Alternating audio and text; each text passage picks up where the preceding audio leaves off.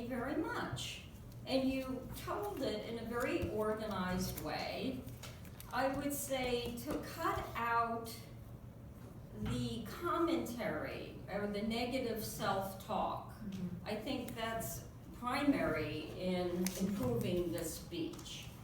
But I was actually interested in hearing about your father. You started out the speech in a very good way. You said, my father was born in Finland. Excellent opening. And in a small town in the Baltic Sea.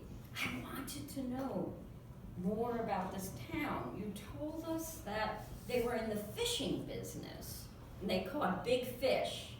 And that's when you could really exaggerate how big the fish were. And that was very interesting. So it did set a scene when you started. There were two brothers. I didn't know much about them, but it came to the family meeting. And again, I was at my chair thinking, okay, this family meeting is going to get decided. Who goes to America? Who goes to America? And it was your father. So here he is on the boat with other immigrants. And again, I wanted to get the atmosphere. Make it up. If you don't know, give us your imagination. We'd love to hear it. I mean, that's a fantastic scene. Make it up. And then they land.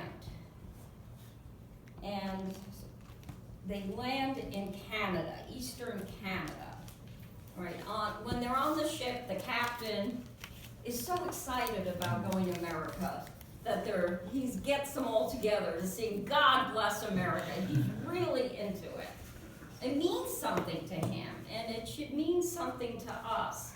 Again, I wanted to hear the details in this story. I wanted the atmosphere. I wanted adjectives. So when we got to Canada, I didn't hear much. You asked the audience, you tried to bring in the audience who's been to Canada, which is good. You tried to engage us. But again, I didn't know much about that because soon after he went to Minnesota to do the fishing. And then after that, he did the fishing and he stayed there and he established a farm.